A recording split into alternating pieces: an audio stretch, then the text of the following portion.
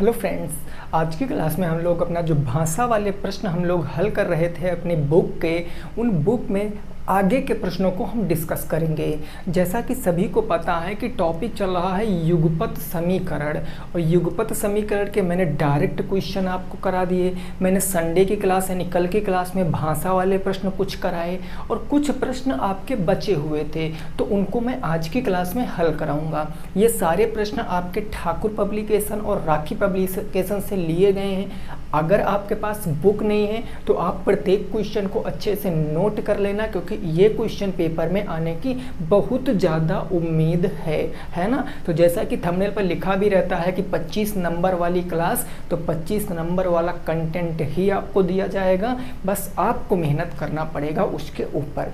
तो आइए शुरुआत करते हैं फर्स्ट प्रश्न से। पहला प्रश्न हमारा लिखा हुआ है कि यदि पुत्र की 2 गुनी उम्र पिता में जोड़ी जाती है तो कुल योग 56 वर्ष, किंतु पिता की 2 गुनी उम्र पुत्र में जोड़ी जाती है तो योग 82 होता है। दोनों की आयु ज्ञात करना है। 2 लोग हैं यहाँ पर, पिता है और पुत्र है। कह रहा अगर पुत्र की 2 गुनी उम्र हम पिता में जोड़ दें तो योग कितना हो जाएगा, 56 वर्ष हो जाएगा। यदि हम पिता की 2 गुनी उम्र पुत्र में जोड़ दें तो योग कितना हो जाएगा, 82 वर्ष हो जाएगा। दोनों की उम्र पूछे है, चलो जी लगाते हैं इस क्वेश्चन को। देखो, जिसकी उम्र पूछी है हम उसको मान कर चलेंगे, क्योंकि इक्वेशन बनाना ही पड़ेगा, बिना इक्वेशन के हम इसको सॉल्व नहीं करेंगे। एक तो पिता है, एक पुत्र है, तो हम मान लेते हैं, है ना भाई। हम मानेंगे कि माना जो पिता की उम्र है वो हम 100 वर्ष मान रहे हैं भाई। माना पिता की उम्र को हमने 100 वर्ष रिप्रेजेंट कर लिया कि 100 वर्ष है, और जो पुत्र हैं इनकी उम्र भी हमने मान लिया कि पुत्र की उम्र y वर्ष है। अब इतना करने के बाद हम सीधा क्वेश्चन पढ़ेंगे और उसके हिसाब से चीज़ें लिखते जाएंगे। तो हम अपन एक लाइन यहाँ पर लिखेंगे, प्रश्नानुसार, यानी प्रश्न के अनुसार क्या बात कही जा रही है उसको जरा समझेंगे। प्रश्न देखो, पहली लाइन पढ़ो, क्या कह रहा है कि किसकी 2 गुनी उम्र, पुत्र की 2 गुनी उम्र। पुत्र की उम्र आपने कितना माना है, y माना है, तो इनकी 2 गुनी उम्र मतलब 2y भाई। 1y मतलब 1 गुनी, तो 2 गुनी का मतलब 2y। और किसकी उम्र में जोड़ी जाती है, पिता की उम्र में। पिताजी की उम्र कितने माना हमने, x, तो 2y प्लस के कितना हो गया, x, और इनका योग कितना आ गया, तो 55 वर्ष आ गया। ये बन गया समीकरण नंबर 1। समझे, पुत्र की 2 गुनी उम्र पिता की उम्र में जोड़ा तो 56 आएगा, इसलिए हमने बराबर कर दिया। ठीक है, अगला है दोबारा क्वेश्चन कह रहा पिता की 2 गुनी उम्र। इस बार पिता की 2 गुनी उम्र, पिता की 2 गुनी उम्र है x, तो हमने पिता की 2 गुनी उम्र कह दिया x, ठीक है ना। और किस में जोड़ा, पिता की 2 गुनी उम्र पुत्र में जोड़ा, पुत्र की है y, ये y हो गया। तब इनका सम किया तो कितना आ गया, 82 आ गया। ये हमारा बन गया समीकरण नंबर 2। अब ऐसा प्रश्न सॉल्व करना मैंने आपको सैटरडे की क्लास में सिखाया था कि गुणांक बराबर कर लें, या हम विलोपन विधि प्रतिस्थापन विधि लगा सकते हैं, लेकिन हम गुणांक बराबर करेंगे, विलोपन लगाएंगे। यहाँ y का गुणांक 2 है, यहाँ y का गुणांक 1 है, यहाँ x का गुणांक 1 है, यहाँ x का गुणांक 2 है। तो चाहे x के गुणांक बराबर कर लो, चाहे y के गुणांक। अगर मैं y के गुणांक बराबर करूंगा तो हमें समीकरण 2 में 2 से गुणा कराना पड़ेगा, क्योंकि यहाँ पर सिंगल y है, हमको 2y बनाना है, मतलब 2 से गुणा कराएंगे। अब हम 2 से अगर गुणा कराएंगे तो हम यहाँ पर लिखते हैं, पहला समीकरण हमारा क्या एज इट इज आ जाएगा भाई, 2y प्लस में x बराबर में 56 ऐसे आ गया। और ये वाला गुणा करने के बाद क्या बन जाएगा, 2 से गुणा कराएंगे तो 2 दूनी हो जाएगा 4x, प्लस में 2 का हम y से कराएंगे तो ये बन जाएगा 2y बराबर के 82 में 2 से कराएंगे तो 2 दूनी 4 हो जाएगा, 2 8 16 164। अब कुछ नहीं करना है, हमें चिन्ह बदल कर केवल पदों का विलोप करना है। y तो ये माइनस, ये भी माइनस और ये भी माइनस, चिन्ह बदल गए ना। ये 2y प्लस में 2y माइनस में ख़त्म, x प्लस में है 4x माइनस में है, मतलब सर माइनस के 3x बच जाएगा। और यहाँ पर अगर 164 माइनस में है 56 प्लस में घटा घटाओगे तो 14 में से 6 जाएगा, ये 8 बच गया।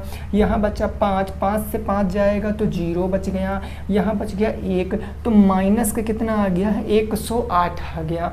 x की वैल्यू निकालेंगे तो ये माइनस से ये माइनस खत्म, x बराबर ये 108 हमारे पास था, 3 गुणे से इधर आ गया बट्टे में, यानी कट्टम कुटाई करेंगे तो 3 तिया 9, 3 छंग 18, यानी x का मान कितना आ गया, 36 वर्ष आ गया x का मान।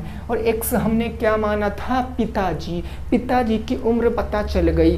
पुत्र की उम्र किसी भी समीकरण में मान रख सकते हैं, तो हम लिखेंगे कि x का मान किसी भी समीकरण में लिख लो। मैंने समीकरण 1 में रख लिया।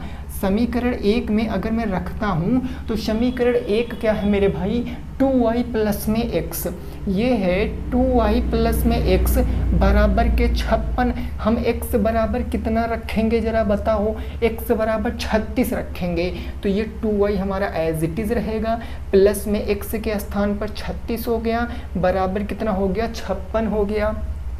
36 प्लस पे इधर जाएगा माइनस में, तो ये हो गया 2y बराबर में 56 माइनस में 36, यानी y बराबर निकालेंगे तो 56 से 36 चला जाएगा, 20 बचेगा। ये 2 गुने से इधर बटे में आ जाएगा। अब डायरेक्ट आप खुद ही देखो कि y बराबर कितना आएगा, 10 आएगा, यानी x और y दोनों का मान पता चल गया। और यही हमने वेरिएबल माना था। x किसकी उम्र माना था, पिता की उम्र, तो सर पिता की उम्र कितनी आ गई, 36 वर्ष आ गई। y माना था पुत्र की उम्र, पुत्र की उम्र कितनी आ गई, 10 वर्ष आ गई। और यही क्वेश्चन का आंसर है। लेकिन अगर संशय आपके दिमाग में उठ रहा है, भ्रम में आ गए हैं कि सर क्या हमारा उत्तर राइट है, तो चेक कर लो। देखो कह रहा कि यदि पुत्र की 2 गुनी उम्र करोगे तो 20 हो जाएगा, और पिता की उम्र में जोड़ोगे तो 30, 20, 50 से 56 वर्ष आएगा। करेक्ट है। या ऐसे समझ लो कि पिता की 2 गुनी उम्र 36 दूना 72, 72 में 10 जोड़ोगे 82, तो भी 82 आ रहा है। तो कहने का मतलब ऐसे हम चेक भी कर सकते हैं। आंसर आ गया 36 वर्ष और 10 वर्ष। नोट कर लो। फिर नेक्स्ट पे पहुँचते हैं, अगले प्रश्न पे, और उस प्रश्न को हम समझने की क्या करेंगे, कोशिश करेंगे। ठीक है ना, अगले प्रश्न को हम समझने की कोशिश करेंगे। क्या इतनी बात आपकी समझ में आ गई है? चलिए जी, very good. Next question number 2 क्या है उसको मैं लिखता हूँ। देखिए लैंग्वेज के प्रश्न हैं तो थोड़ा सा टाइम लगेगा, आपको घबराना नहीं है कि सर मैं जल्दी से पढ़ लूँ उसके बाद हम कोई और काम करेंगे। क्वेश्चन लिखने में थोड़ा सा टाइम लगेगा क्योंकि लैंग्वेज के प्रश्न हैं, आपको पता है। चलिए क्वेश्चन नंबर हम 2 लिखते हैं। ये क्या कह रहा है कि त्रिभुज के तीनों कोणों का अनुपात, ये दिया गया है कि त्रिभुज के तीनों कोणों का अनुपात दिया गया है। किसका? तीनों कोणों का अनुपात। ये आसान क्वेश्चन हो गया। तीनों कोणों का अनुपात कितना है? 3, 4, 5। 3:4:5 है।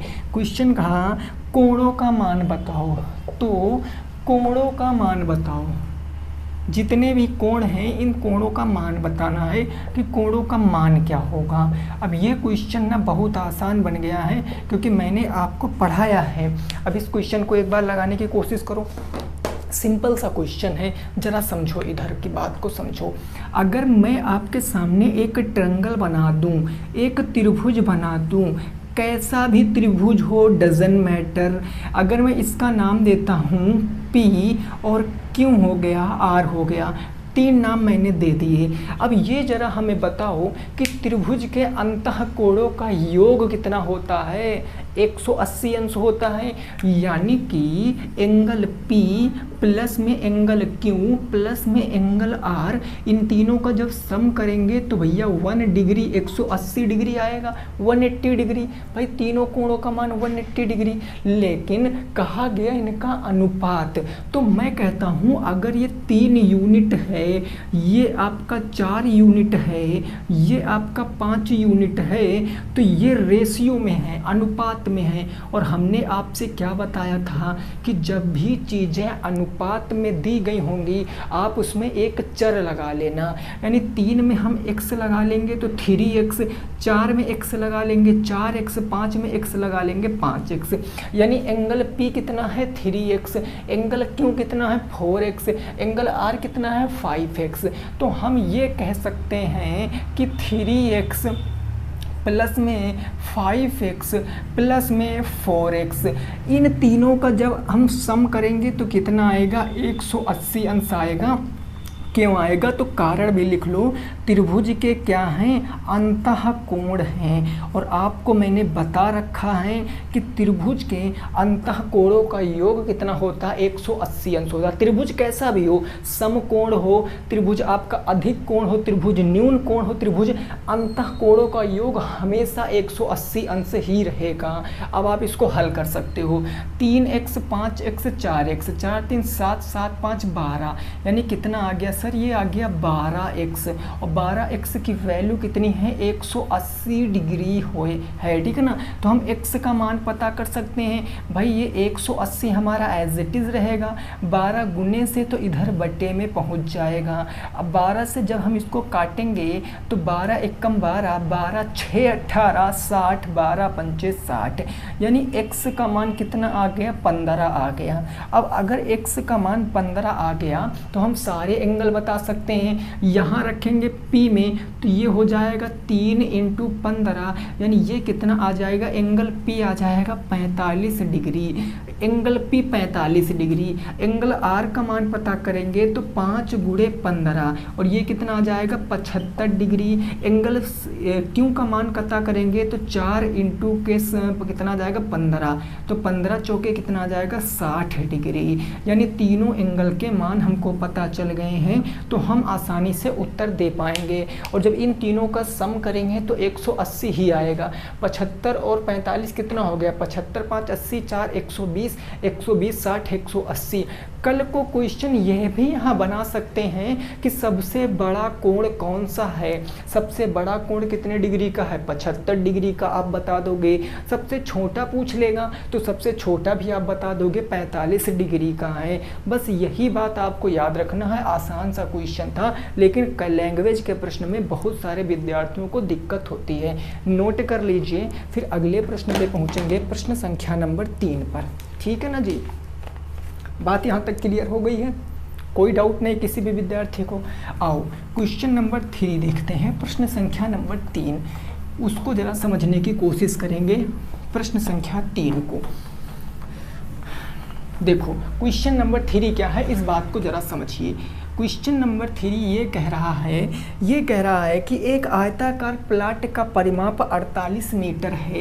एक प्लाट आपका कैसा है, रेक्टेंगुलाकार है, यानी आयताकार। एक आयताकार जो प्लाट का परिमाप दिया गया है वो दिया गया है 48 मीटर, 48 मीटर है, ठीक है भैया है। और क्षेत्रफल 108 मीटर स्क्वायर है, और क्षेत्रफल दिया गया है 108 मीटर स्क्वायर, 108 मीटर स्क्वायर है। ठीक है सर, ये भी मैंने लिख दिया।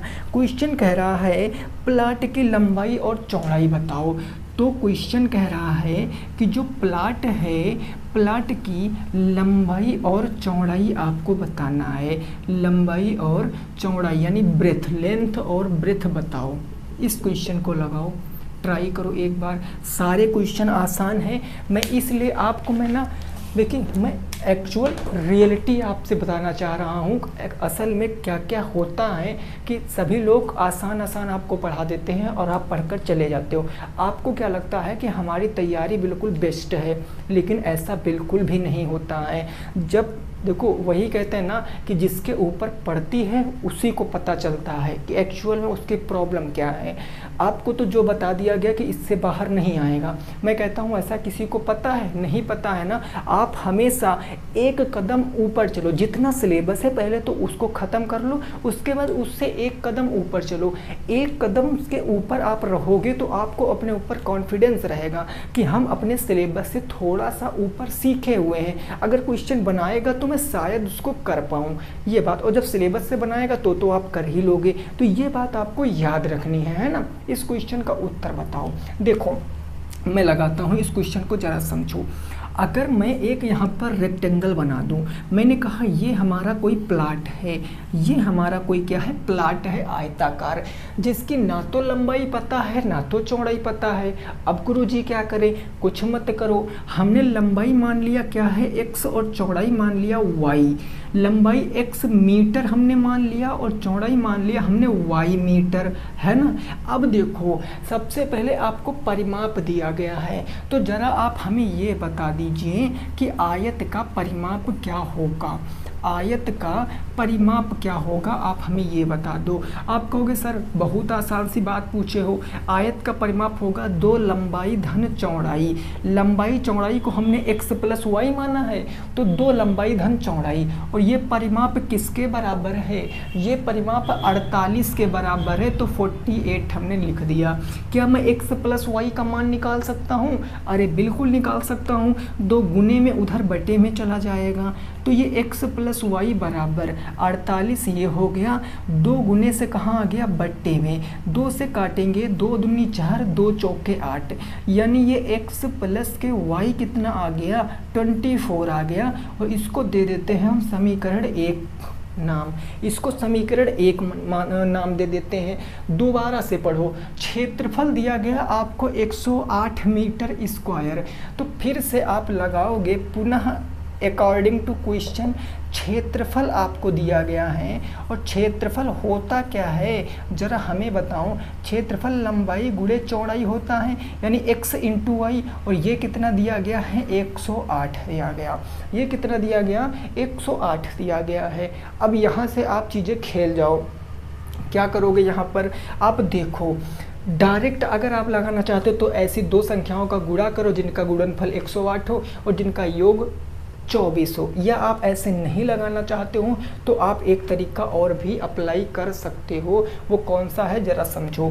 अगर मैं यहाँ किसी एक चर का मान निकाल लूँ, सपोज दैट मैं यहाँ x का मान निकालता हूँ, तो x बराबर क्या आएगा, 108 और y नीचे बट्टे में चला जाएगा। इसको हम समीकरण 2 नाम दे देते हैं। क्या आप बात समझें, y गुणे से इधर बट्टे में, तो x बराबर 108 बट्टे y हो गया। अब मैं इस चित्र को थोड़ा सा साफ करता हूँ ताकि मैं आपको हर एक चीज़ बता पाऊँ।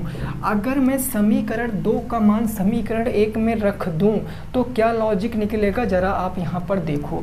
मैं लिखता हूँ कि समीकरण 2 का मान, समीकरण 2 का मान किस समीकरण में रखने पर, समीकरण 1 में रखने पर। समीकरण 1 हमारे पास था x प्लस वाई बराबर 24, तो हमने लिखा x प्लस वाई बराबर 24, ये प्लस है ना, इसको इंटू मत समझ लेना। x प्लस वाई बराबर 24, x बराबर रखो 108 बट्टे वाई, तो ये आ जाएगा 108 और बट्टे में क्या आ जाएगा, y आ जाएगा, प्लस में ये y आ गया, बराबर कितना आ गया, 24 आ गया। कोई परेशानी नहीं है। अब क्या करेंगे सर, हम बताओ, कुछ कर सकते हैं यहाँ पर, बिल्कुल कर सकते हैं। y को y बनाने के लिए क्या करोगे आप, यहाँ पर y से नीचे इंटू करोगे, है ना भाई, y से ऊपर इंटू करोगे तभी ना, तो ये आ जाएगा 108 प्लस में ऊपर हो जाएगा y स्क्वायर, और हर बराबर हैं तो उधर y चला जाएगा, यानी 24y आ जाएगा। अब आप इस 24y को इधर ले आओ, इसको सीक्वेंस में लिख लो, तो ये हो जाएगा y स्क्वायर प्लस में 24y, और ये प्लस में कितना हो गया, 108। ये 24y माइनस में इधर से आएगा तो ये माइनस में हो जाएगा, और उधर क्या बचेगा, 0 बचेगा। अब ये द्विघात समीकरण बन गया, ax स्क्वायर प्लस के bx प्लस के c वाला, ये आपका क्या बन गया, द्विघात समीकरण। अब हम इसको जोड़ सकते हैं, 108, 12 नवैया 108 होता है, क्या 12 और 9 का मल्टीप्लाई कराओगे 24 आएगा, नहीं आएगा। उसके बाद 36 तियाँ कितना होता है, 108 होता है, इससे भी नहीं आएगा। तो 108 के ऐसे 2 मल्टीप्लाई कराओ कि 24 के रूप में आए, तो को मैं कराता हूँ, ज़रा समझो। 108 के कौन कौन से फैक्टर हो सकते हैं। सबसे पहला 108 का फैक्टर कौन सा हो सकता है, तो 108 का पहला फैक्टर 54 दूना 108 नहीं होगा, यही भी नहीं होगा ना, ठीक है। 3 से देखो तो 3 से 36 बार में ये भी नहीं होगा।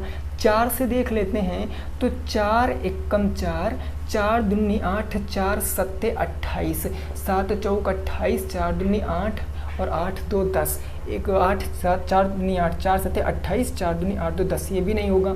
ठीक है, उसके बाद 108 के ऐसे कौन कौन से फैक्टर हैं जिनको जोड़ें तो 24 आए? जल्दी भाई सोचो, कुछ बताओ। 108 के ऐसे कौन कौन से फैक्टर हैं? 12 नवैया 108 हो गया।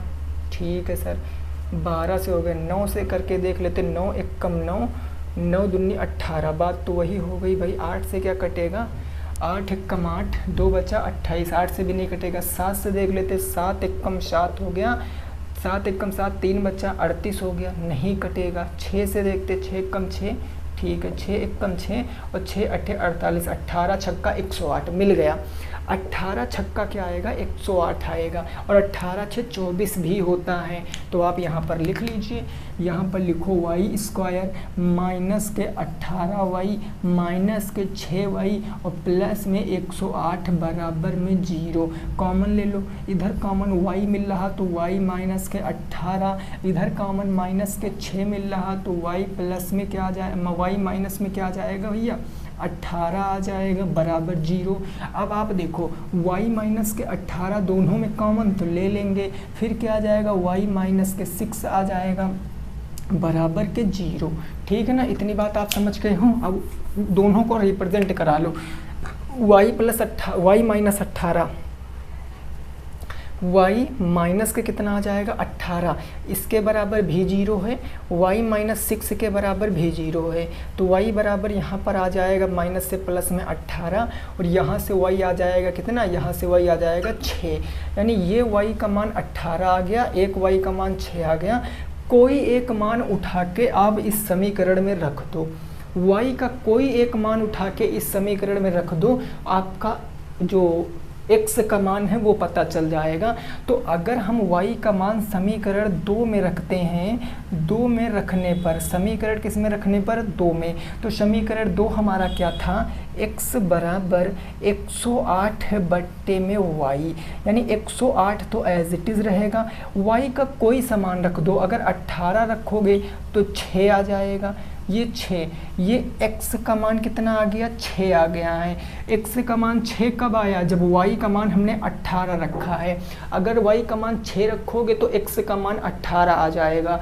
और आपको पता है कि लंबाई इंटू चौड़ाई करेंगे तो उतना ही आएगा, लंबाई धन चौड़ाई का दोगुना करेंगे तो भी उतना आएगा। तो लंबाई कुछ भी हो सकती है, 18 6 में से कोई भी लंबाई हो सकती है, यहाँ पर हम निश्चित नहीं कर सकते हैं। अगर हम 18 लेंगे तो चौड़ाई 6 आ जाएगी, अगर लंबाई 6 लेंगे तो चौड़ाई 18 आ जाएगी। तो कोई आप आंसर लिख दो। आपने लंबाई चौड़ाई एक्स वाई माना था तो एक्स का मान आ गया आपका 6, यानी लंबाई 6 है और चौड़ाई 18 है। क्वेश्चन का सही जवाब है, नोट कर लो। यही क्वेश्चन का क्या आएगा? सही जवाब आएगा। इसको नोट कर लो, फिर हम आगे पहुँचते हैं। ठीक है ना भाई, इसको नोट कर लो, फिर हम नेक्स्ट क्वेश्चन पे पहुंचते हैं और उस क्वेश्चन को समझने का प्रयास करेंगे, अगले प्रश्न को। कोई दिक्कत नहीं, यहाँ तक बिल्कुल समझ में आ गया होगा सबको, है ना भाई? चलिए अगला क्वेश्चन देखते हैं, क्वेश्चन नंबर 4। प्रश्न संख्या 4 देखेंगे, क्या कह रहा है उसको समझेंगे। प्रश्न संख्या 4, मैं भाषा वाला एक भी प्रश्न नहीं छोड़ रहा हूं आपके बुक के, मैं सारे प्रश्न आपके बुक के ये करा रहा हूं। मैं इजी प्रश्न केवल छोड़ देता हूं ताकि आप प्रैक्टिस करो, ठीक है ना। तो क्वेश्चन नंबर 4 क्या है? कहा गया है 3 संख्याओं का अनुपात, 3 संख्याओं का जो अनुपात है वो दिया गया है। रेशियो ऑफ 3 नंबर, 3 संख्याओं का अनुपात क्रमशः कितना कितना है? 8 12 16, 8 12 16 है, 8 12 16 है। इन संख्याओं का योग आपको दिया गया है। इन संख्याओं का योग, इन संख्याओं का योग दिया गया है कितना? तो दिया गया 216 है तो कहा गया संख्याएं बताओ, तीनों संख्याएं बताना है। और ये क्वेश्चन आसान है, एकदम आसान क्वेश्चन है, क्योंकि रेशियो बेस मैंने अभी एक क्वेश्चन आपको कराया है। अगर तीन संख्याओं का अनुपात 8, 12, 16 है तो संख्याएं बताना है। हमने अभी आपसे क्या कहा था भाई, ये हम अगर मान लेते हैं फर्स्ट नंबर, मैंने कहा ये है सर सेकंड नंबर, मैंने कहा ये है थर्ड नंबर, और इनका अनुपात कितना दिया है 8, 12 और 16। चूँकि ये अनुपात है, ये रेशियो है, और जब अनुपात की बात करेगा तो हम हमेशा इसमें चर लगाएंगे। हमने माना ये 8t है, ये 12t है और ये 16t है, मैंने इनका क्या लगा लिया, एक चर लगा लिया। अब क्वेश्चन कह रहा है कि योग सम ऑफ ऑल नंबर 216, यानी इनका अगर मैं प्रश्न के अनुसार चलता हूँ तो इनका योग यानी भैया 8t प्लस में 12t प्लस में 16t बराबर किसके है, 216 के है। यहाँ से हम t का मान निकालेंगे, 12, 8, 20, 10, 30, 6, 36, ये हो जाएगा 36t बराबर में 216। तो t बराबर कितना आएगा, अरे 36 जाएगा उधर तो बट्टे में हो जाएगा, 216 बट्टे 36, 6 त्रिक 18, 6 4 के 36, 6 बार जाएगा। t की वैल्यू कितनी आ गई, 6 आ गई।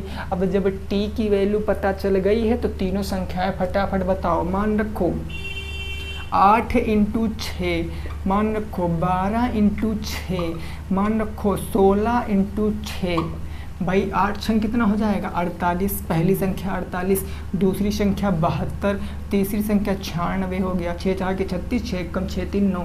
तो तीनों संख्याएं कितनी आ गई 48, 72, 96 क्वेश्चन का सही जवाब है। इनका जब सम करोगे तो 216 आएगा। 8 2 10 16 हासिल 1, 7 4 11, 11 8 11 8 20, 20 9 7 कितना हो गया 16, 4 20 1 21, 216 आ रहा।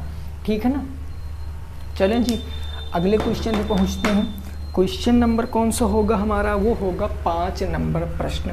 कौन सा प्रश्न होगा सर, 5 नंबर प्रश्न हो जाएगा। चलो यहाँ तक बात बिल्कुल क्लियर है, कोई दिक्कत नहीं है, सारी बात समझ में आ रही। वीडियो को आप अपने मित्रों के संग शेयर जरूर करो, क्योंकि उन सभी मित्रों संग इन वीडियो को पहुँचाओ जिनको ज़रूरत है, जिनको नीड है कि हाँ हमारा भी बैक लगा है। ठीक है। तो क्वेश्चन नंबर 5 क्या है, इसको ज़रा समझिए।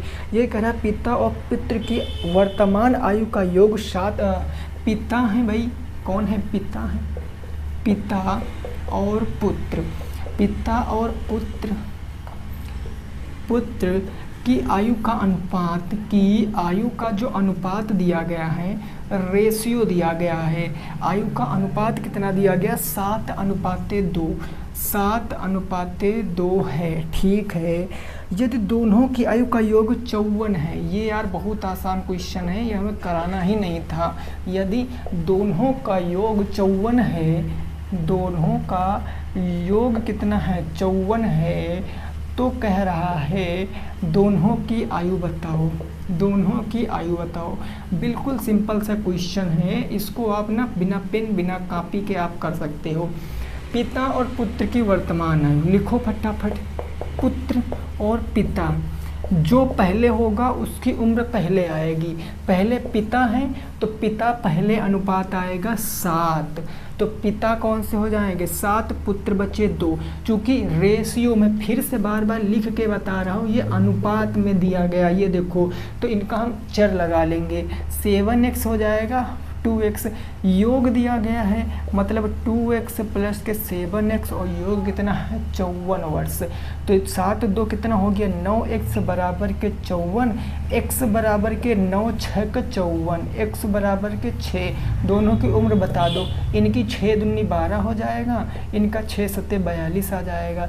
यानी पुत्र हैं 12 वर्ष के और पिताजी कितने वर्ष के हैं 42 वर्ष के। ये क्वेश्चन का क्या आ जाएगा, सही जवाब आ जाएगा। ठीक है ना, क्लियर बात है ना, कोई दिक्कत नहीं है। चलिए आगे पहुंचते हैं अगले प्रश्न पे, और अगले प्रश्न को समझने की हम कोशिश करेंगे। क्या कह रहा प्रश्न उसको भी हम ज़रा समझते हैं। क्वेश्चन नंबर 5 आपके समझ में आ गया, कोई दिक्कत परेशानी नहीं। क्वेश्चन नंबर 6 और 7 ये दो आखिरी प्रश्न है। 7वां प्रश्न तो आपके लेवल का ही नहीं है, वो मैं नहीं कराऊंगा, लेकिन 6 नंबर प्रश्न ये इम्पोर्टेंट प्रश्न बन जाता है। ज़रा इसकी लैंग्वेज को समझना। एक परीक्षा में एक छात्र ने 20% अंक प्राप्त किए। एक परीक्षा में एक छात्र ने 20% अंक प्राप्त किए। 20% अंक प्राप्त किए, ठीक है सर, 20% अंक प्राप्त किए, किंतु वह 60 अंकों से फेल हो गया। किंतु वह 60 अंकों से क्या हो गया? फेल हो गया। 60 अंकों से फेल हो गया। 60 अंकों से फेल हो गया, ठीक है, ये कंडीशन हो गई। फिर आगे कह रहा दूसरा छात्र 38% अंक पाया।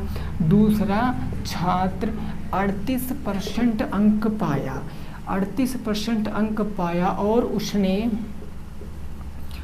उसने क्या किया भैया? और उसने न्यूनतम अंक से 30 अंक अधिक लाया। ये बढ़िया लाइन है, यही लाइन इस क्वेश्चन को आसान कर दिया। उसने न्यूनतम अंक से, ये न्यूनतम लिखा है ना, न्यूनतम अंक से 30 अंक अधिक लाया। कितने अंक अधिक लाया सर? 30 अंक अधिक लाया। तो क्या पूछे है क्या इसमें भैया? पूर्णांक ज्ञात करो। पूर्णांक आपको बताना है कि पूर्णांक क्या होगा, पूर्णांक ज्ञात करना है। लगाओ इस प्रश्न को लगाओ। अगर इसमें चर में लगाना इसलिए थोड़ा सा टफ बन जाएगा। अगर इसको ना ऑप्शनल होता ये तो ये चुटकियों का प्रश्न था। परसेंटेज चैप्टर का सबसे आसान टाइप यही माना जाता है। जब आप कॉम्पिटिटिव एग्ज़ाम की तैयारी करोगे, ऐसा क्वेश्चन यूपी टेट में भी आया है, सुपर टेट में भी आया है, कोई सा भी इंडिया का आप कोई सा एग्ज़ाम दे लो, ऐसा क्वेश्चन आपको हर एग्ज़ाम में पढ़ाया जाएगा, हर एग्ज़ाम में देखने को मिलेगा।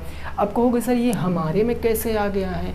तो देखो आप में ये थोड़ा सा कठिन बैठेगा। क्यों? क्योंकि आपको इसको चर मान कर लगाना पड़ेगा। और जो कंपटीशन वाले होते हैं वो डायरेक्ट बताएंगे कि 60 और 30 ये कितना हो जाएगा? 90 और 20 और 38 18% की वैल्यू 90, 1% की वैल्यू 5, तो 100% की वैल्यू 500 पूर्णांक आ गया।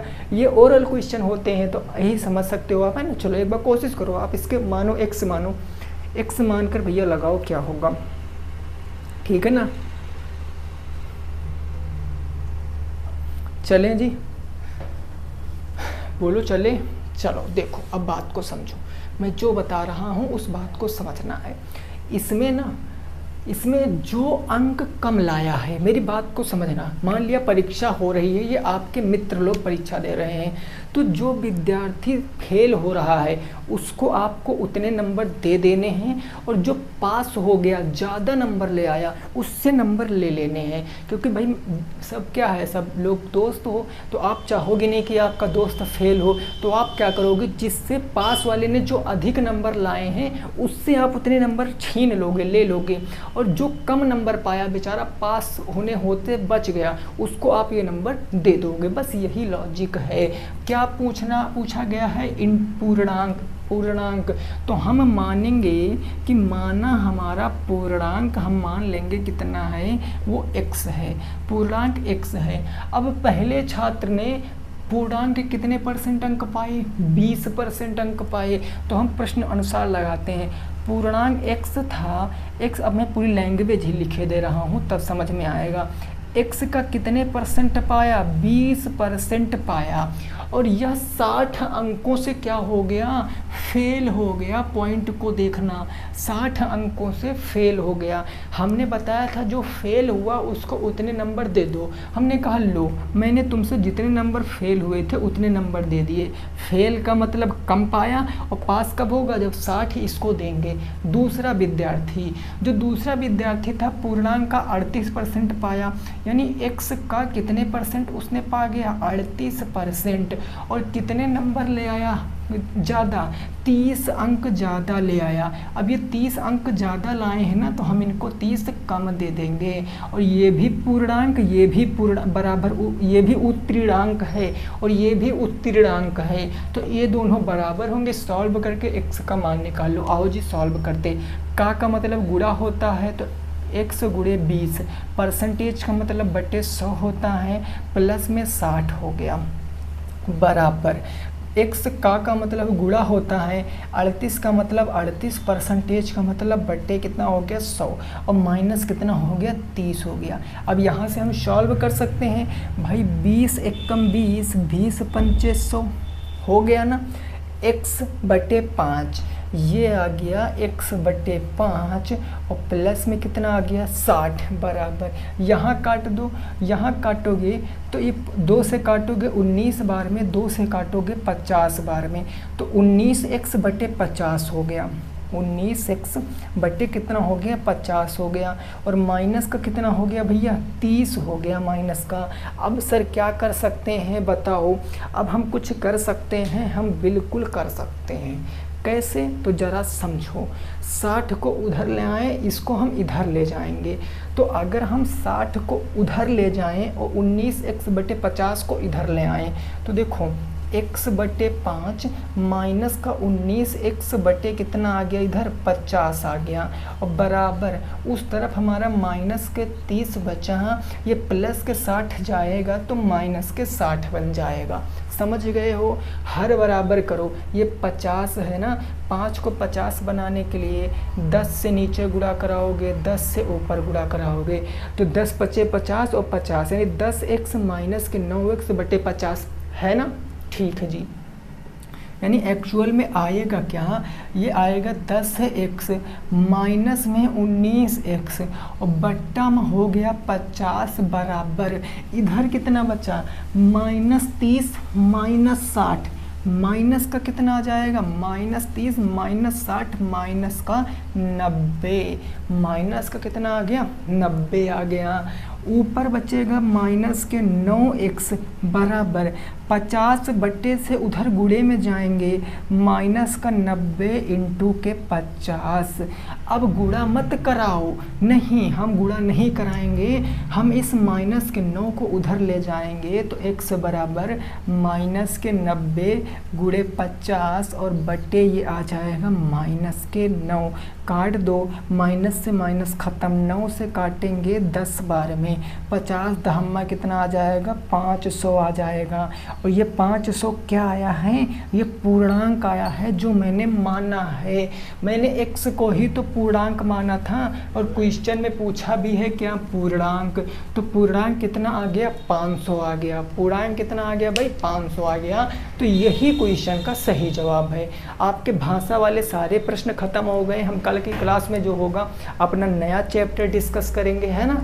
तो आपको यह बताना है कमेंट करके कि क्या अब आपके सारे प्रश्न बन पा रहे हैं या नहीं बन पा रहे हैं, ठीक है ना। तो वीडियो को आपको क्या करना है, लाइक करना है, चैनल को सब्सक्राइब करना है। उससे पहले एक बहुत ज़रूरी बात है कि एक बात बहुत अच्छी है, वो मैं आपको बताना चाहता हूँ। वो बात ये है कि आपके पास ना पढ़ने के बहुत सारे तरीके हैं, ना पढ़ने के बहुत सारे बहाने हैं, लेकिन अब डिसाइड आपको करना है कि आपको जीवन भर दूसरों के स्टेटस देखना है या खुद का अपना स्टेटस बनाना है, ठीक है ना। तो याद रखना इस बात को, ये बात मैंने कल ही कहीं देखी है और ये हमने स्टेटस पर भी अपने लगाया हुआ था।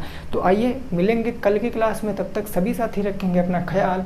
जय हिंद, जय भारत और वंदे मातरम।